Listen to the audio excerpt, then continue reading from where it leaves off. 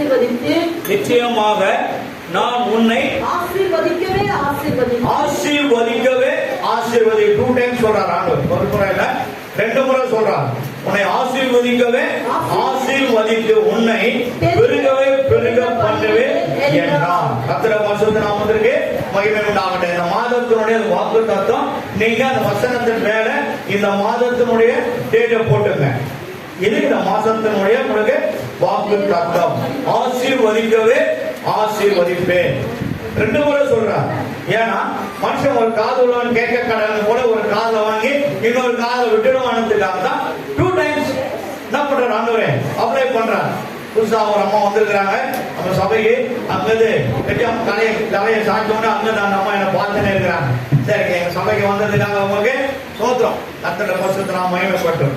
ஆனா ஆசீர்வதிக்கவே ஆசீர்வதிப்பேன். அப்போ தேவன் சொல்றாரு, ஒரு முறை 2 முறையில 1000 தலைமுறைக்கு நான் உன்னை ஆசீர்வதிப்பேன். வேத வார்த்தை இருக்கிறது. ஆனால் இங்கே சொல்லப்பட்ட வார்த்தை, நீர் எப்போதும் ஆசீர்வாதத்தை தேடி ஓட வேண்டிய அவசியம் கிடையாது. நீயே ஒரு ஆசீர்வாதத்தின் ஜீவ ஊற்றா இருக்கிறாய் என்பதை மறந்து போனதுனாலதான் எல்லா இடத்துக்கும் நம்ம என்ன பண்றோம், கால் போன இடத்துலாம் போய்கொண்டே இருக்கிறோம். சங்கீதங்களின் புஸ்தகம் 129வது அதிகாரம் 8வது வசனம் நினைக்கிறேன். கொஞ்சம் எடுத்து வாசிங்க. 129.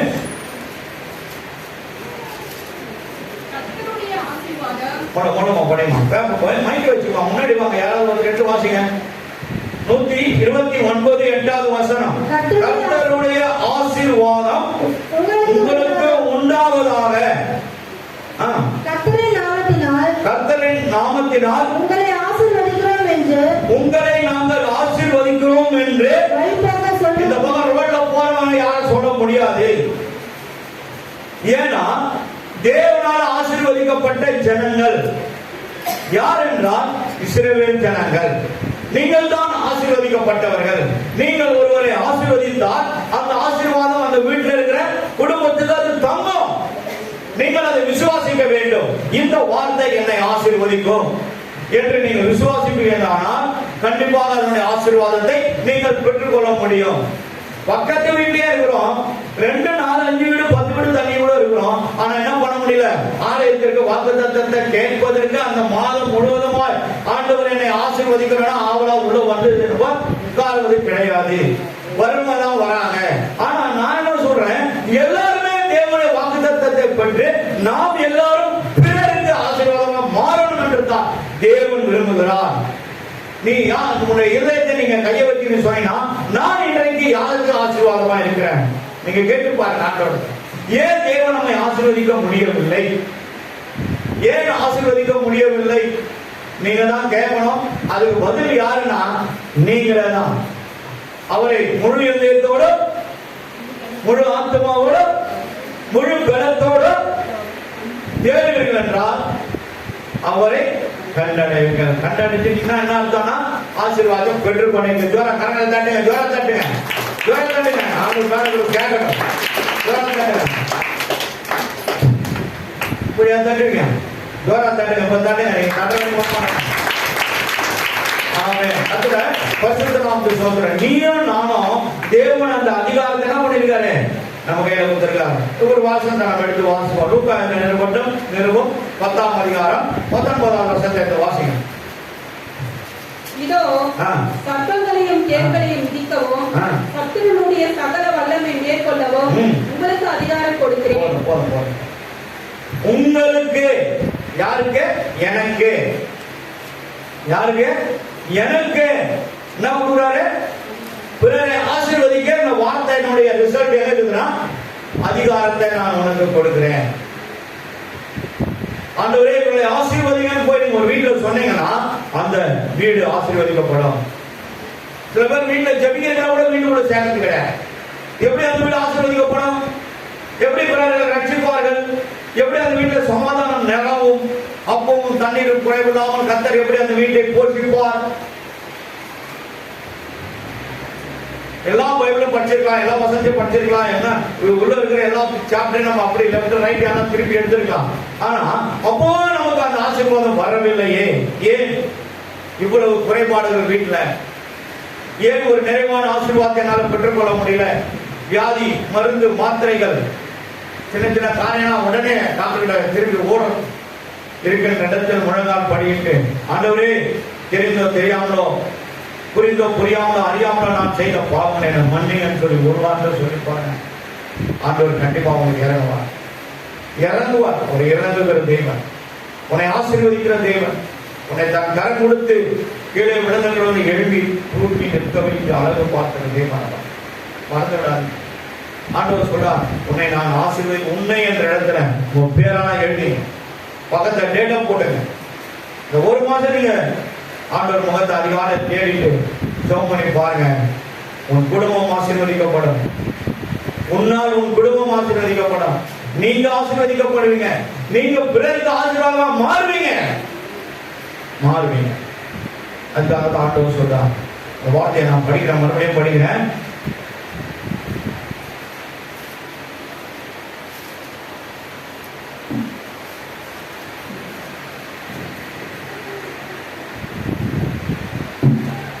நிச்சயமாகவே நான் நிச்சயமாகவே அதுல வந்து நோ டவுட் வார்த்தை பிரிச்சு பாருங்க. அது முடிய அதனுடைய ஆன்சர் கரெக்டா புரியும். பிரிச்சு பாருங்க. நிச்சயமாகவே நீங்க சந்தேகமே படாதீங்கன்ற, நான் உன்னை என்ற உங்க பேரை போட்டுங்க, மேல டேட்டா போட்டுங்க. இந்த ஒரு மாசத்துக்குள்ள நீங்க அவரை தேடி பாருங்க. நேரம் கிடைக்குமா அவர்கிட்ட அவரை சம்பவம் ஏசப்பா சொல்லிட்டு போங்க. இன்றைக்கு எனக்கு பிழைப்பு தாங்கப்பா, சமாதானம் தாங்கப்பா, எங்கேயுமே காதல் இடங்கக்கூடாது சொல்லி பாருங்க. 9 மணிக்கெல்லாம் 8 மணிக்கெல்லாம் கிரிஜாமா நைட் பிரேயர் பண்ணிட்டாங்க. எங்க வராங்க தெரியுமா? ஓட்டேரி ஏசிஎஸ் பக்கத்துல தான் வராங்க. ஏன்?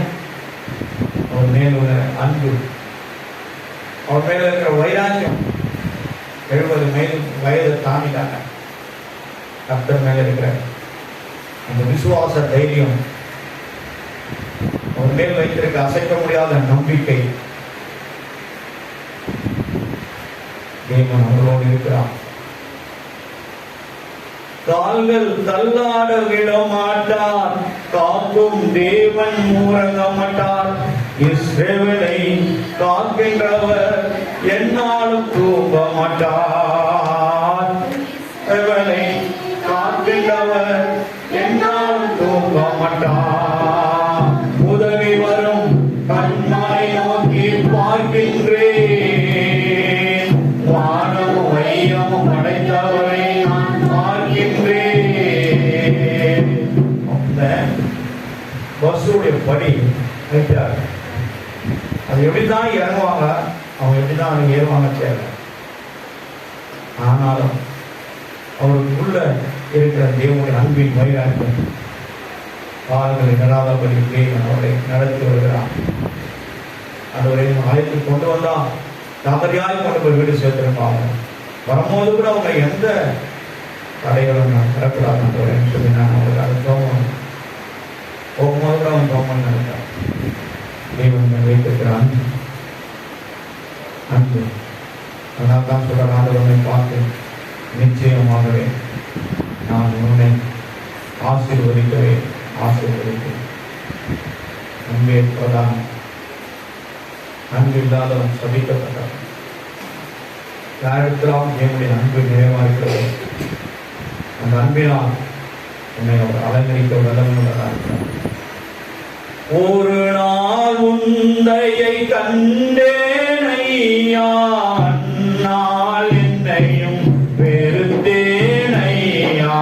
ஒரு நாள் உந்தையை கண்டேனையா, அந்நாள் என்னையும் வெறுத்தேனையா. உந்தையை பெரிதையா, எங்கள் மேல் உந்தையை பெரிதையா. உந்தையை பெரிதையா, எங்கள் மேல் உந்தையை பெரிதையா. அன்பே அன்பே அன்பே ஆருயிர் உறவே, ஆனந்தம் ஆனந்தம் எவ்வளவாய் மீது அன்பு கொள்கிறார். அந்த அன்பு நாம் அவர் மேல் வைத்திருக்கிறோமா? ஆசீர்வதிக்கவே ஆசீர்வதிக்க இந்த ஆசீர்வாதத்தை இடிக்க நாட்ட பிடுங்க கீழே தள்ள உலகத்துல ஒருவருக்கு அதிகாரம் கிடையாது. ஏனென்றால் தேவன் அன்பாக இருக்கிறார் என்று சொல்லி 1 யோவான் 2ஆம் அதிகாரம் 27ஆம் வசனத்தில் வாசிக்கிறோம். ஒரு அன்புள்ளது. அதனால் தான் சொல்ல, என் ஜனங்களை நான் ஆசீர்வதிக்கிறேன் ஆசீர்வதிக்கிறேன். உங்களுக்கு சாபத்தை முடித்து ஆசீர்வாதமாக நீங்கள் இருக்கணும். தேவன் உங்களுக்காக தன் ரத்தத்தால் பூமியிலே சிந்தி சிலுவையிலே தன்னை ஜீவ பலியாய் அர்ப்பணித்து வைக்கப்பட்டார். இன்னொரு வார்த்தையை நம்ம வாசிப்போம்.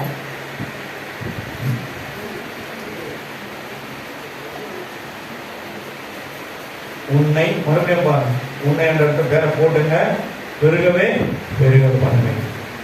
இந்த பெருக பண்றவரே அவர் அவங்கிட்ட சொல்றாரு, மணலை போல நான் உன்னை ஆசீர்வதிப்பேன், வானத்தின் நட்சத்திரங்களை போல நான் உன்னை ஆசீர்வதித்து பெருக செய்வேன்றார்.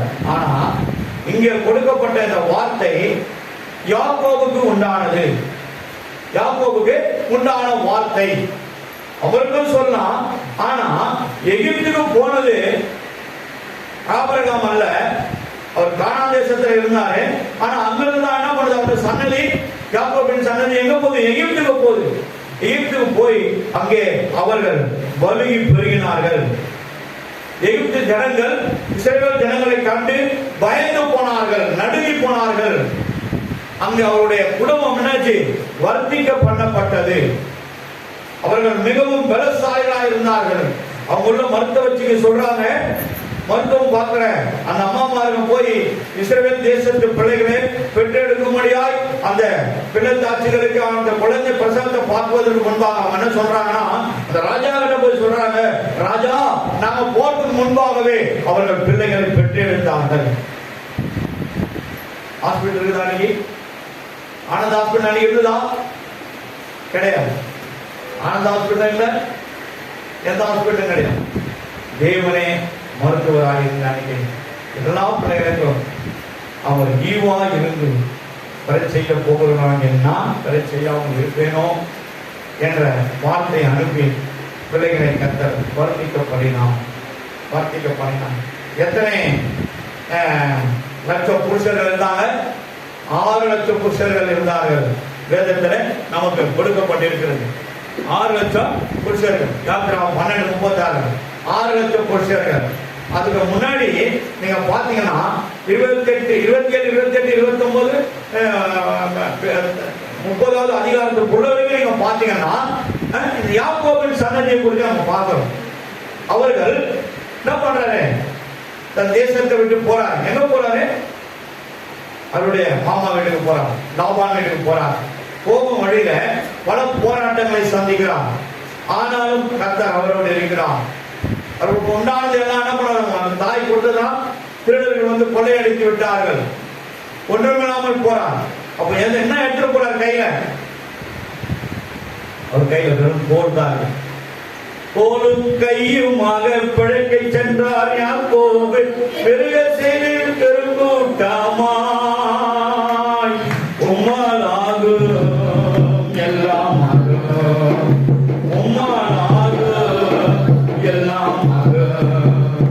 கூடாதது ஒன்றுமில்லை, ஆகாதது எதுவும் இல்லை, ஆகாதது எதுவும் இல்லை, ஆகாதது எதுவும் இல்லை.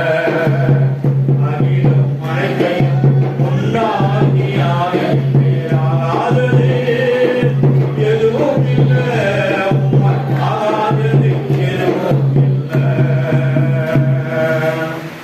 ஆதியாகமம் 28வது அதிகாரம், 29வது அதிகாரம், 30வது அதிகாரத்தை நீங்க வீட்டுல போய் படிச்சு பாருங்க. கர்த்தருடைய பரிசுத்த நாமத்திற்கு மகிமை உண்டாகட்டும். தேவன் யாக்கோபை தெரிந்து கொண்டார். வேதத்தில் சொல்லப்பட்டது, ஏசாவை வெறுத்து யாக்கோபை சிநேகிக்கிறார். ஏன்? ஏதோ ஒரு நோக்கம் வைத்திருக்கிறார் தேவன். ஆகையினால அண்ணன் என்ன பண்றாரு? வெறுத்துறாரு, அண்ணனை தூரம் தள்ளிறாரு. ஆனா ஆதியாகம புத்தகத்துல ஏசாவின் வாழ்க்கை வரலாறு என்ற ஒரு பதிவு உள்ளே உட்கார்ந்து கொண்டு இருக்கிறது. பதிவு உட்கார்ந்து கொண்டு இருக்கிறது. அப்போ ஏசா முதலாவது மூத்த மகனாக இருந்தா கூட தேவன் இளையவனுக்கு மூத்தவன் ஊழியை செய்வான், பணிவிடை செய்வான் சொல்லப்பட்டிருக்கிறது. இது உண்மையா இல்லையா? உண்மை. என் வாழ்க்கையில நான் அதை அனுபவித்திருக்கிறேன். எவ்வளவு பேர் தான் என் குடும்பத்தில் இருந்தாலும் கர்த்தர் என்னை ஆசீர்வாதமா நிறுத்தி வைத்திருக்கிறார். எனக்கு தெரியும், எனக்கு தெரியும். அது ஏனென்றால் என்னை அழைத்தவர் உண்மை உள்ளவர்.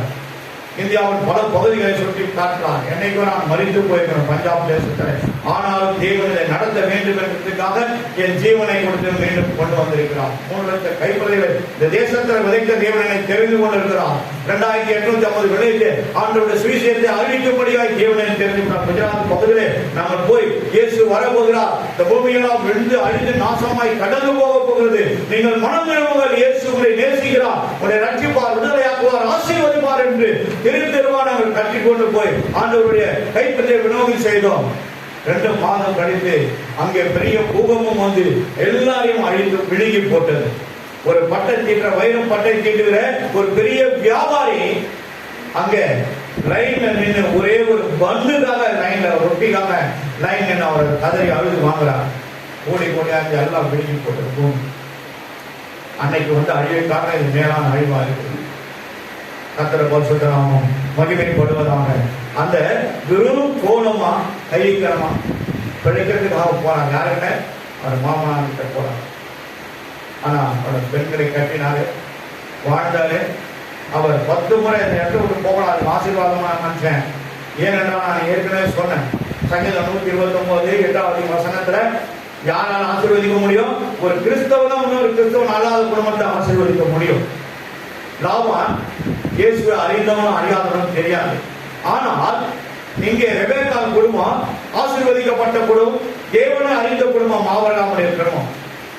ஈசாக்கு தகப்பனாருடைய சன்னதியில வந்ததுனால அவரும் ஆசீர்வதிக்கப்பட்டவர்.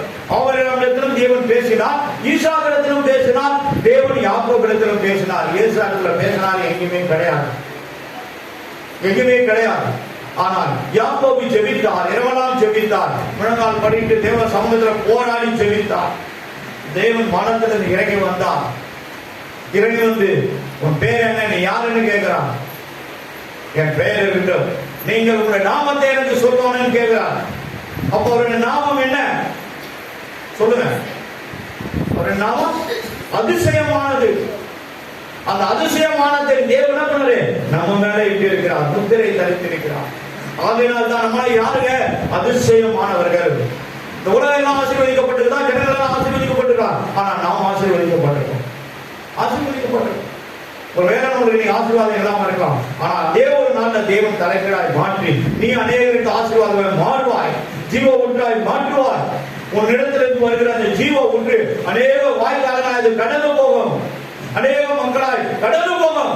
இந்த ஆலயத்தை கட்டும்போது யாருமே கிடையாது, ஒருத்தர் கூட இல்லை.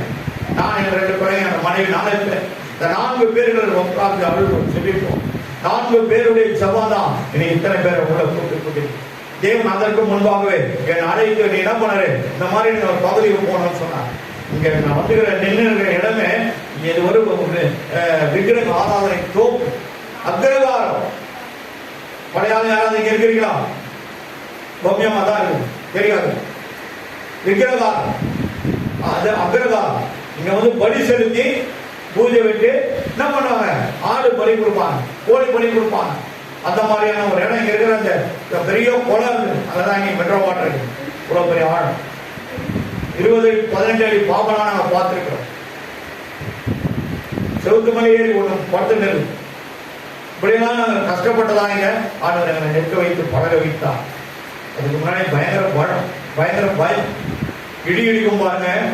2004 அப்படியே தலைமலையே நேரம் வந்து இறங்கி மூடுற மாதிரி அப்படி டமால் டமால் அப்படியே வானம் நெருப்பு பறக்கிற மாதிரி இருக்கு. ஆனா வீடுங்க உண்டாக நிறைய கம்பெனி உண்டாக அந்த இடி வாங்கியெல்லாம் வைத்ததுனால இன்னைக்கு அதெல்லாம் எங்களுக்கு தெரியாமலே போயிடுச்சு. உபத்திர காலத்தை அனுபவித்ததுனால தான் இன்றைக்கு நான் நினைக்கிறோம். இன்று கொண்டு ஆராதனை கேஸ் மாதவரத்துல எந்த பக்கம் நம்ம போய் சுத்தலாலும் அங்க நம்ம ஒரு திருவிழா முனையில வந்து கடைசியில் 2 கோயில் ஒரு தெருவில் 2 கோயில் கண்டிப்பா பக்கத்தில் கூட இருக்கும். ஆனா தேவனுக்கு கொண்டு வந்ததுக்கு காரணம் அதை எல்லாவற்றையும் மாற்றி அவருடைய சொந்த ஜனங்களாய் எல்லாரும் மாற்றும்படியாக தான் கர்த்தர் கொண்டு வந்திருக்கிறார். கர்த்தர் பரிசுத்த நாமத்திற்கு மகிமை உண்டாகட்டும். யாக்கோபை சிநேகித்தார், ஏசாவை அவர் வெறுத்தார். வேதம் சொல்கிறது இந்த யாக்கோபு அவ்வளவு ஆசீர்வதிக்கப்பட்டவனாய் அவர் காணப்பட்டார். கர்த்தர் பரிசுத்த நாமத்திற்கு மகிமை உண்டாகட்டும். இங்கே ஏசாயாவின் தீர்க்கதரிசன புத்தகம் இவர்கள் யாத்திராவும் 12:41 பாத்தீங்கன்னா இவர்கள் 430 ஆண்டுகள் எகிப்தில அடிமைகளா இருந்தாங்க. இஸ்ரவேல் ஜனங்கள் 40 பேர் தான் 70 பேர் தான் இங்க போறாங்க. அங்க போன பிறகு 7 லட்சம் புருஷர்களாய் மாறிவிட்டார்கள். அவருடைய இனத்தாரை தேவன் என்ன பண்ணாரு? பலுகி பெருக செய்தார். வானத்தை நட்சத்திரங்களை போல ஆபிரகாமுக்கு சொன்னார். அதை நிறைவேற்றின காலம் யாக்கோபின் காலம். மந்தையை பெருக செய்வது போல உன்னை நான் பெருக செய்வேன் சொன்ன தேவன் கடைசியில் அவங்க வேலையே மந்தையை மேய்ப்பதாய் மாறிவிட்டது. 430 ஆண்டுகள் அவர்கள் அடிமைகளாய் இருந்தார்கள் எகிப்து தேசத்தில். ஏசாயா தீர்க்கதரிசன புத்தகம் 41வது அதிகாரத்தை நீங்க எடுத்தீங்கன்னா 10, 11, 12 14 வரைக்கும் படிக்கணும். அதுக்கு முன்னாடி 1 to 9 வரைக்கும் படிங்க. பட்டு புத்தகம் நான் சொல்லிடுறேன். ஏசாயா 41 எனக்கு முன்பாக மௌனமாய் இருங்கள். ஜனங்கள் தங்கள் பலனை புதிதாக்கிக் கொண்டு சமீபித்து வந்து பின்பு பேச கடவார்கள். நாம் ஒருமிக்க நியாயஸ்தானத்துக்கு முன்பாக சேருவோம். கிழக்கிலிருந்து நீதிமானை எழுப்பி நமது பாதப்படியிலே வரவழைத்தவர் யார்? ஜாதிகளை அவனுக்கு ஒப்புக் கொடுத்து அவனை ராஜாக்களுக்கு ஆண்டவனாக்கி அவர்களை அவன் பட்டயத்துக்கு தூசியோ அவன் வில்லுக்கு சிதறடிக்கப்பட்ட காலடியும் ஆக்கி அவர்களுக்கு என் தாசனாகிய இஸ்ரவேலே. யாருங்க இஸ்ரவேலரே? இஸ்ரவேலர்கள் அல்ல. இஸ்ரவேல் 1% தான் சொல்றாரு ஆண்டவர். யாரு சொல்றாரு? இனி உன் பெயரே யாக்கோபு அல்ல, உன் பெயர் என்ன? இஸ்ரவேல் என்று சொல்லி அவனை ஆசீர்வதிக்கிறார். ஆனா அதை தான் ஆண்டவர் சொல்றாரு, உன் பெயர் என்ன? இனி இஸ்ரவேல் என்று அழைக்கப்படுவாய். வாசிக்க.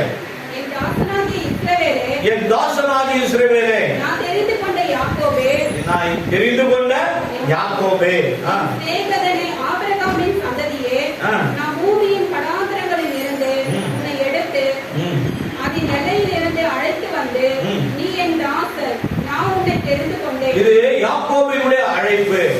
உன்னை தெரிந்து கொண்டு அழைத்து எங்கு கொண்டு வராரு? நான் உன்னை வெறுத்து விடவில்லை என்று சொன்னேன். நீ பயப்படாதே, நான் உன்னுடனே இருக்கிறேன். திருப்பி சொல்றார் ஆண்டவரே, யாக்கோபே நீ பயப்படாதே. யாக்கோபு யாருங்க? இஸ்ரவேல். அந்த இஸ்ரவேல் என்ற நாமம் தேவன் இந்த காலத்துல என்ன பண்ணிருக்காரு? நமக்கு கொடுத்திருக்கிறார். அதனால தான் சொல்றாரு, இஸ்ரவேல் ஜனங்களே நீங்கள் பயப்படாதே.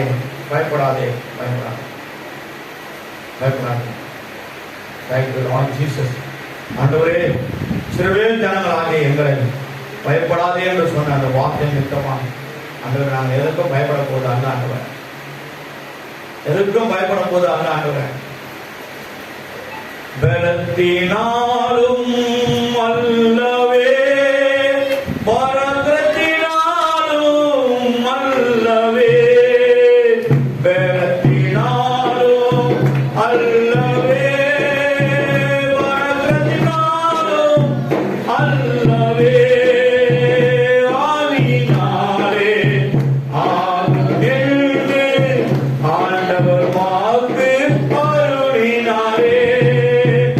ஆவியினாலே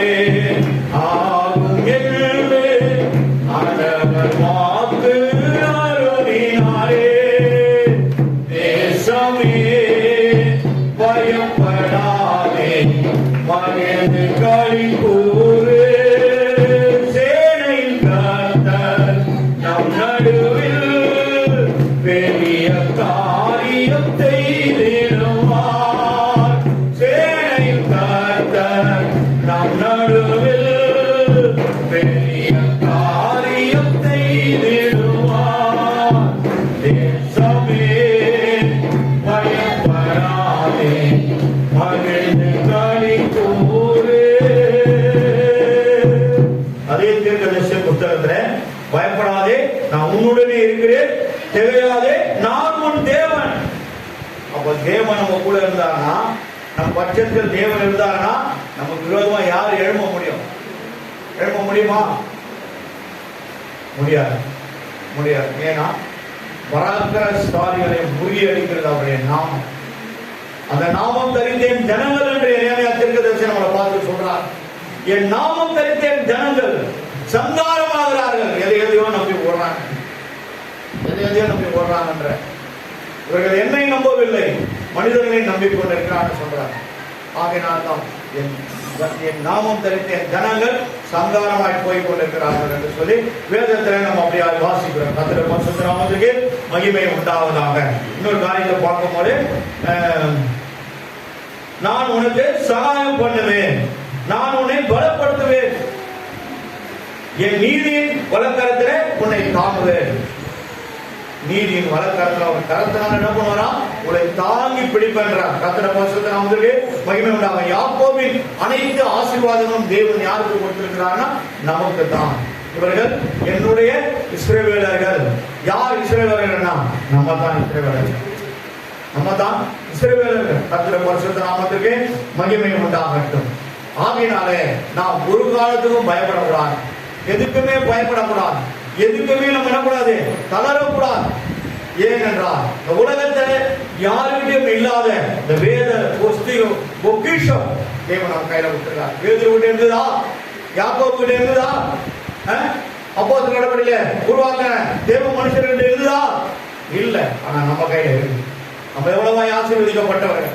இந்த புத்தகத்தை வச்சிருக்கிறோமே, ஒரு முறையாக நம்ம வாழ்க்கையில முழுமையாக பற்றி என்னதான் இருக்கு நம்ம பார்த்துக்கிறோமா? எத்தனை ஆண்டுகாலம் நம்ம கிறிஸ்துக்குள்ள இருக்கிறோம். ஏன் நம்மளால தேவன் நம்மை ஆசீர்வதிக்க முடியவில்லைன்னா நம்ம கிட்ட இருக்கிற எல்லாமே ஃபால்ட்டிங்க தான் இருக்கு. டிவில என்ன ஆச்சுன்னா, வீட்டுல ஏதாவது கரண்ட் போச்சுன்னா, பீஸ் போச்சுன்னா, டிவிக்காரங்க வந்துருக்காங்க, பாட்டு பாக்குறாங்க. முதல்ல நம்மள பாட்டு பார்த்துக்கணும். நம்ம பாட்டு என்னென்ன ஆகுது, ஓட்டை ஆகுது, நம்ம பார்க்கணும். அதெல்லாத்தையும் நம்ம அடைச்சிட்டோமா? நீ கண்ணீர் விட வேண்டியதே இல்லை, அழ வேண்டியதே இல்லை, துக்கப்பட வேண்டியதே இல்லை, வருத்தப்பட வேண்டியதே இல்லை. ஏன்னா நான் உன்னை காப்பேன், நான் உன்னுடனே இருப்பேன், நான் உனக்கு துணை நிற்பேன், நான் உன்னோடு இருந்து பெரிய காரியங்கள் செய்வேன் என்று தேவன் சொல்லுகிறான். கர்த்தருடைய பரிசுத்த நாமத்திற்கு மகிமை உண்டாகட்டும். உனக்கு நான் சகாயம் பண்ணுவேன். கர்த்தருடைய பரிசுத்த நாமம் மகிமைப்படுவதாக. 11 நீங்க பார்த்தீங்கன்னா, நான் உனக்கு உன்னோடு வழக்காடு 41:11 நான் உன்னோடு வழக்காடுவனை நாசமாக்கி ஒன்றுமில்லாமல் அவர்கள் போவார்கள். உன்னோடு ஒருத்தர் வழக்காடுறாங்க, பயப்படாதீங்க, பயப்படாதீங்க. கோர்ட்டுக்கு 25 வருஷமா சுத்தனவங்க. நான் எங்க அப்பாவுடைய சொத்துக்கார 2000 ரூபாய் கொடுத்து கேஸ் கட்டியே அது உள்ள இருக்கும், 1 லட்சம் கட்டுதான் இருக்கும். எங்கேயாவது ஏல இருக்கும், பில இருக்கும், சீல இருக்கும். அந்த அந்த அந்த ரேக்ல அந்த ஆர்டர் ஆஃப் சர்வீஸ்ன்ற மாதிரி ஆர்டர் இருக்கும். அதுல இருந்து ஒரே ஒரு அந்த கட்ட நம்பரை பிடிங்க எடுத்து வேற எங்கன்னா ஒரு மூலையில செவட்டி அடிச்சுவாங்க. அதை தேடி கண்டுபிடிச்சு எடுக்கிறதுக்கு 6 மாசம். தேவன் வழக்காடு உன்னோடு வழக்காடுவர்கள் படிமாட்டேன் 11 நினைக்கிறேன் 41:11 இதோ உன்மேல் எரிச்சலா இருக்கிற யாவரும் வெட்கப்பட்டு போவார்கள் சொல்றார் ஆண்டவர். வெட்கி இலச்சை அடைவானா அவமானத்தை அடைவார்கள் என்று அர்த்தம். உன்னோடு வழக்காடுகிறவர்கள் ஒன்றுமில்லாமல் நாசமாயிடுவாங்க. ஏன்னா உன்னை தொடுவன் கண்ணிமையை தொடுகிறான்னு சொல்லியிருக்கார் ஆண்டவர். உன்னோடு வழக்காடுங்க, என்னோடு வழக்காடுறான்ற உன்னை எங்க வச்சு என்னுடைய ஸ்தானத்தை அவருடைய ஸ்தானத்தை தேவன் நம்ம வைத்து பார்க்கிறாங்க. எவ்வளவு அருமையான ஆண்டவருங்க, எவ்வளவு அருமையான ஆண்டவர். பார்த்து அறிந்து தேவனை நீங்க பேசுங்கப்பா, நாங்கள் கேட்கிறோம். நீங்க என்னோட கூட சேர்ந்து பேசுறதா கேட்கிறோம் ஆண்டவர்கிட்ட. நீங்க கேட்டு பாருங்க, கர்த்தர் உங்களோட கண்களை திறப்பா. சங்கீதம் 119:18 வசனம் நினைக்கிறேன். ஒருவனுக்கு தன் ஆவிக்குரிய கண்களை திறக்காவிட்டால் ஆவிக்குரிய வசனங்களை தேவனுடைய அந்த வேத புத்தகத்தை நாம் அறிந்து கொள்ளவே முடியாது. கண்களை திறந்த தேவன் ஏதேன் தோட்டத்தில் ஆதாம் ஏவாளுடைய கண்களை திறந்த தேவன் நம்முடைய கண்களை திறக்க கேட்கிறோம். ஆண்டவரே நீங்க எனக்கு கற்றுத்தாங்கப்பா, எனக்கு ஒண்ணும் தெரியாது, நீங்க கற்றுத்தாங்க, சொல்லித்தாங்க. நீங்க சொல்லுவதை நான் கேட்கிறாங்க.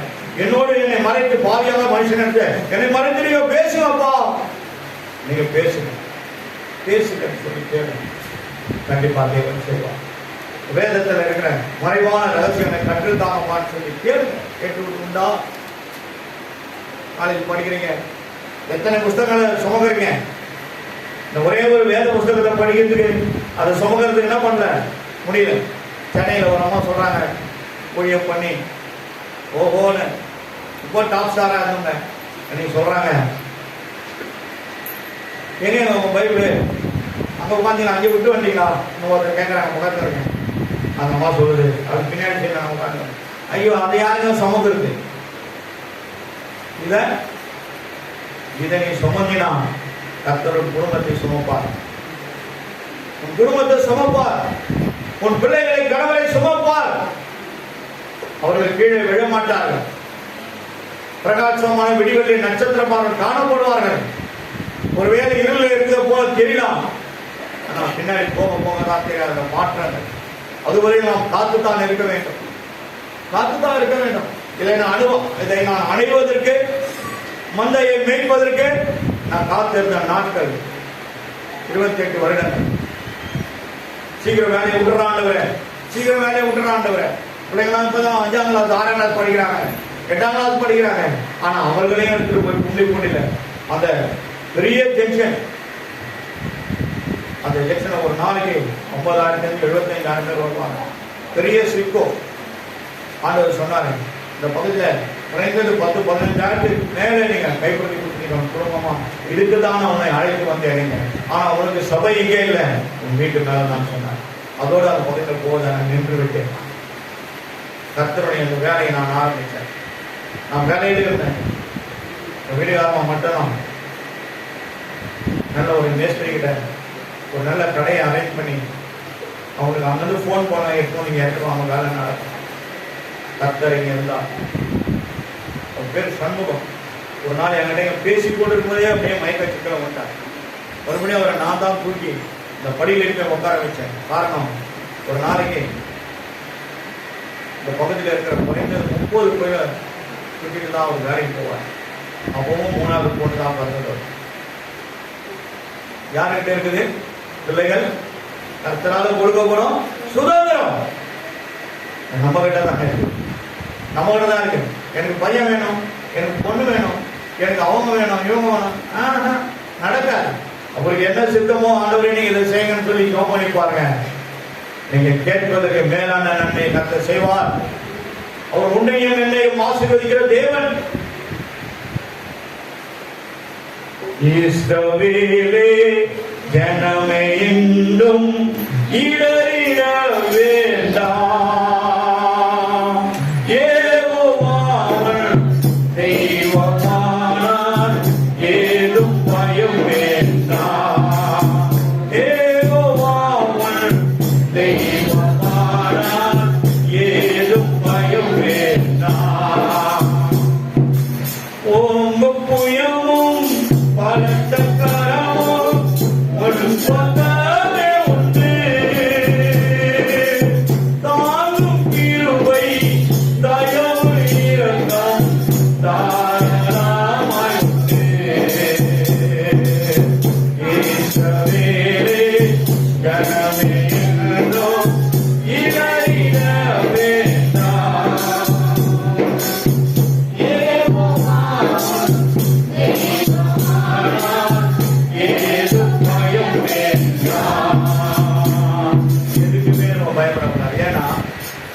வேத புத்தகத்துல 365 நாளைக்கு 365 முறை சொல்லியிருக்கிறாரு. என்ன சொல்லியிருக்காரு? ஒரு வார்த்தை சொல்லுங்க. தட்டுங்க, மக்கள் சார்பா இருக்கணும். எப்படி இருக்கணும்? வேத புத்தகத்துல எப்படி இருக்கணும்? ஜெனிசியா மாதிரி நெருப்பு மாதிரி இருக்கணும், தான் அடிக்கணும். அந்த மாதிரி என்ன பண்ணணும்? ஃபிங்கர் டிப்ல இருக்கணும். கர்த்தருடைய பரிசுத்த நாமம் மகிமை உள்ளவர்தான். கர்த்தர் நல்லவராக இருக்கிறான். பயப்படாது, எதை பற்றி பயப்படாது, பயப்படாது. அவர் உன்னை பயத்திற்காக அழைக்கவில்லை. உன்னை ஆசீர்வதித்து உன் இனத்தை ஜாதியை பெருகும்படியாய் கர்த்தர் உன்னை அழைத்திருக்கிறார். கர்த்தருடைய பரிசுத்த நாமத்திற்கு மகிமை உண்டாகுது. யாரும் இங்க வந்து சாதாரணமா உட்கார்றாங்க, சாதாரணமா உட்கார்றாங்க. ஒரு ஆளு கூட இது உள்ள கிடையாது. கர்த்தர் உள்ள போய் ஆலயத்தை ஒரு நயா பைசா யாருக்கும் வாங்காத சொந்த பணத்தில் கர்த்தர் கட்டு, நான் இதை கட்டுவேன் என்றான். கர்த்தர் பரிசுத்த நாமத்துக்கு மகிமை உண்டாகும். அவரே எல்லாரையும் கூட்டி சேர்த்தார். அவரே கூட்டி சேர்த்தார். 3 முறை வந்தவனா என்னுடைய டாடா காய்ச்சி போயிட்டாங்க. 3வது முறைக்கு அப்புறம் வந்தவனா அப்படியே கர்த்தர் நிற்க வைத்தார். இந்த 3 முறையும் தேவன் வந்து போட்டதாக என்ன பண்ண, அந்த ஜனங்களுக்காக ஆத்ம பாரத்தில் நான் அழுதேன். கடைசி ஆண்டவர் சொன்னார், இப்போ வரப்போறதுனா இங்க நிற்கப்பா, அதுதான் உன்னுடைய மந்தையை நான் கர்த்தர் பரிசுத்த நாமம் மகிமைப்படுவார். ஆகையால்தான் கர்த்தர் ஒரு காரியம் சொல்லாம ஒரு காரியத்தை செய்ய மாட்டாங்க. ஆனா கர்த்தர் சொல்றாங்க நம்மளா பேசிக்க கூடாது. அதுவும் ஒரு கோபமா மாறிவிட்டார். கர்த்தருடைய கோபம் வேதத்துல பல இடத்துல பற்றி எரிவதை பார்த்திருக்கிறோம். கூட இந்த வயநாட்டை நடந்து கூட கர்த்தருடைய கோபம் தான். கடவுள் சொல்றாங்க, கடவுளுடைய தேசம், கடவுளுடைய தேசம், அது கடவுளுடைய தேசம் போராய் போய்விட்டது. ஏன்? தேவனுடைய கோபாக்கிரம் மேலிருந்து இறங்குது. இருக்கிற காலத்துடைய தேசத்துல எல்லா கோயில்களையும் உங்களை சுற்றி வருங்க. அங்க மட்டும் அந்த கருவுக்கு மட்டும் கர்த்தர் போறீங்கன்னா அனுமதிக்கவில்லை. நான் போகவில்லை. கர்த்தர் ஸ்ரீசைலம் இந்த பக்கம் திருவாண்டவரம் போயிருக்கேன். பக்கம் நம்ம போய் நம்ம தண்ணியில் குடிச்சு முடிக்க மொட்டாய் சொன்னாங்க. அல்லேலூயா, அல்லேலூயா. கர்த்தர் பரிசுத்த நாமம் மகிமைப்படட்டும். அன்றைக்கு அதை கற்றுக் கொடுத்தால் இன்றைக்கு தேவனிலே கற்றுக் கொடுத்து நிற்க வைத்திருக்கிறார். வேதத்தை வாசிக்கணும், வாசிக்க வாசிக்க வாசிக்க வாசிக்க உன் ஆவி ஆத்மா சரீரம் பலனடையும். பலனடையும். நீ பலன் கொண்டு திடமனதாய் நிற்பாய். நான் யாரும் அசைக்க முடியாது. உன் ஜெப ஆவி உன்னை தாங்கும். வேத வாசிப்பினுடைய ரகசியங்களை உன்னை ஆட்கொள்ளும், போஷிக்கும். எதற்கு நீங்க கவலைப்பட வேண்டியதில்லை. கர்த்தர் பரிசுத்த நாமம் மகிமைப்படுவதாக. உன்னோடு வழக்காடுவர்கள் நாசமாய் ஒன்றுமில்லாமல் போவார்கள். பயப்படாத. உன்னோடு வழக்காடுங்க. குடும்பத்தில் யாரா எதனா தம்பியா ஏமாத்தினாங்களா, பயப்படாதீங்க. கர்த்தர் பிடிங்கி கொடுப்பார். அது ஒரே ஒரு சாட்சி நம்ம தமிழ் செல்விதான். எல்லாத்தையும் ஏமாத்திட்டாங்க. இல்லை சொல்லி வந்து அழுது நாங்கள் எல்லாரும் செவித்தோம். கர்த்தர் இந்த பிள்ளைங்க கிடைக்க வேண்டியது ஏதோ ரூபால 50,000 பிள்ளைங்க கர்த்தர் அதை கொடுத்தாங்க. இந்த பிள்ளைங்க தேவையான கர்த்தர் பரிசுத்த நாமம் மகிமைப்படுவதாம். இன்னைக்கு அந்த பிள்ளை வேணா அந்த வீட்டில் எந்த காரியம் செய்ய மாட்டாங்க, கூப்பிடுறாங்க. ஏன்? அது ஆசீர்வாதத்தின் கூற்றா இருப்பதனால கூப்பிடுறாங்க. கர்த்தர் பரிசுத்த நாமம் மகிமைப்பட்டார். கர்த்தரோடு நாம் வாழ்வோம் என்றால் கர்த்தருடைய நாமம் மீது தரிக்கப்பட்டது. நம்மளை கூப்பிடுவாங்க. ஆமா, நீ வந்து ஜெபம் பண்ண, நீ வந்து முதல் நெல்லுமாங்க, வீடு ஆசீர்வதிக்கப்படும். புது வீடு கட்டினா ஐயா அந்த வீட்டிலலாம் போய் சொல்லி வாங்க. மேலே சீலிங் போடும்போது ஜான்சி அவங்க அம்மாவும் ஜான்சி அவங்க வீட்டுக்கார எல்லாம் தாங்க கூப்பிட்டாங்க. நான் போனேன். ஐயா ஒவ்வொரு ரூம்லேயும் நீங்கள் உள்ள போயிட்டு தண்ணி ரத்தம் தெளிச்சுட்டு வாங்க. அந்த தேவன் எங்கள் மேலே அபிஷேகம், அவரோட அதிகாரம். நீங்கள் அது மேலே சீலிங் போட்டு குடிச்சிட்டாங்களா இல்லையான்னு அது கூட எனக்கு தெரியல. அப்புறம் உங்கள்கிட்ட போய் பாருங்க. கர்த்தர் பரிசுத்த நாமம் மகிமைப்படலாம். நீ ஆசீர்வாதமாக இருப்பாங்க. கர்த்தர் பரிசுத்த நாமம் சொல்ற 41:12 என்ன சொல்றது? உன்னோடு யுத்தம் பண்ணுவர்கள் விரோதமாக எழும்புறவங்களை யாரை பற்றி கவலைப்படாத. உனக்கு விரோதமாக ஒருத்தர் எழும்புறாங்கன்னா அவனை பார்த்து ஏன்பா நான் சும்மா போறேன், எனக்கு முன்னாடி ஒருத்தர் வேற இருப்பா, நீ அவரை பார்த்துதான் நீ என்கிட்ட வரணும். பின்னாடி எனக்கு முன்னாடி ஒருத்தர் இருக்காரு, அவர்கிட்ட உன்னால யுத்தம் பண்ணி ஜெயிக்க முடியாது. ஆனா பாருங்க என்ன சொல்லுவாங்க, உனக்கு உன்னோடு யுத்தம் பண்ணுகிறவர்கள் ஒன்றும் இல்லாமல் போவாங்க. இருப்பாங்களா?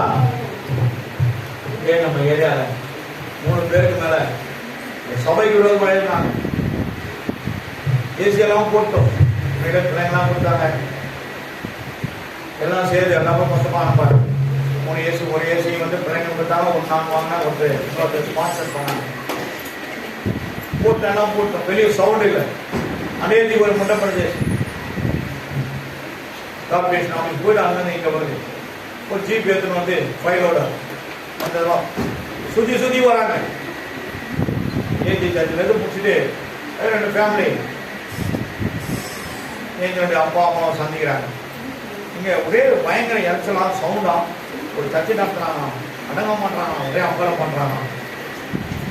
அவங்க சொன்ன வார்த்தை என்ன தெரியுங்களா? எங்ககிட்ட சொன்னாங்க, என்னுடைய மனைவி அந்த மாதிரி சத்தம் போட்டு ஆரவாரம் பண்ற கூட்டம் இங்க யாரும் இல்லையா?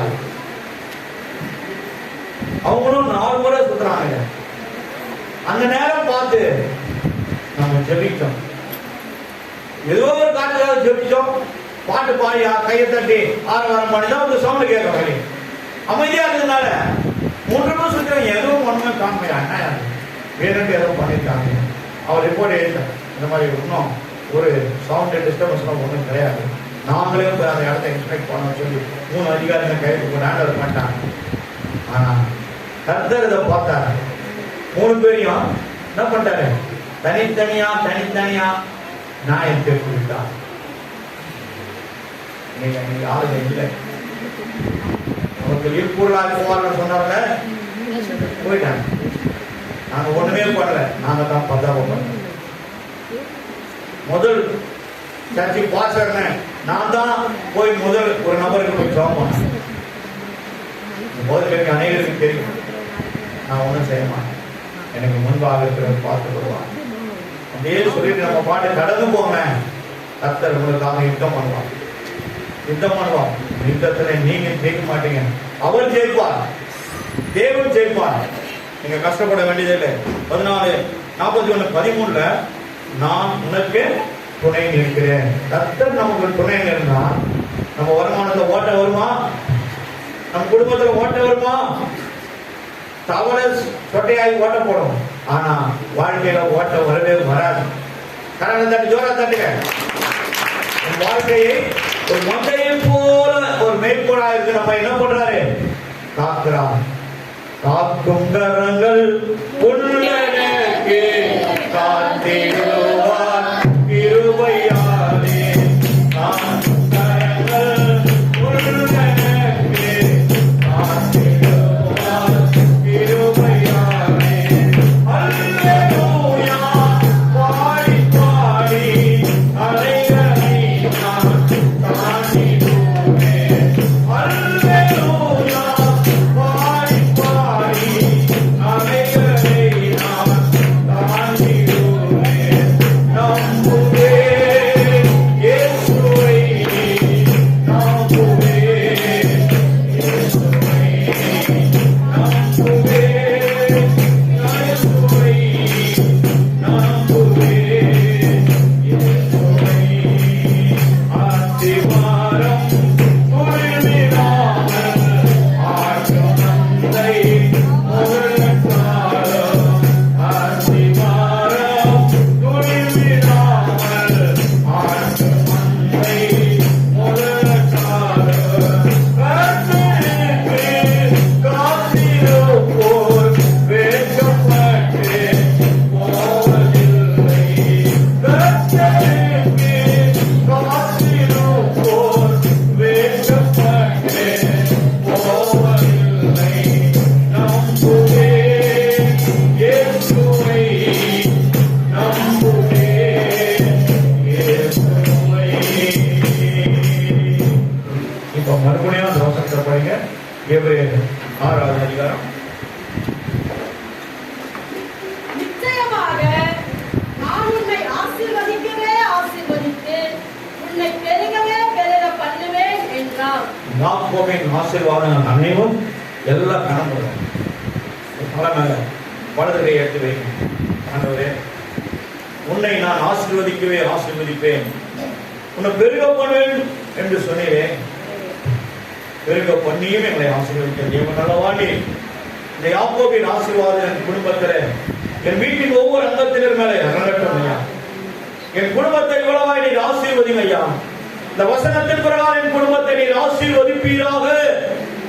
உன் ஆசீர்வாதத்தோடு வேதனையை கூட்டாதபடி என் வீட்டில் தங்கட்டும் ஆண்டவர். இந்த வார்த்தைகளை கர்த்தர் நீர் எங்களோடு பேசி ஆசீர்வதித்தபடினால் கோடி கோடியாய் நாங்கள் மக்கள் நன்றி சொல்கிறோம். தாழ்த்தி ஒப்பு கொடுக்கிறோம். இயேசு நாமத்தில் ஜெபிக்கிறோம் பிதாவே. கரங்களை தட்டி ஜோரா தட்டுங்க, ஜோரா தட்டுங்க. ஆசீர்வாதம் வேணும்னா ஜோரா தட்டுங்க. உன் குடும்பத்தில் நிறைவாக காணப்படுவதாக. கர்த்தர் நம்மை ஆசீர்வதிப்பாராக. பிரைஸ் கொடுத்தா வாங்க வாங்கம்மா.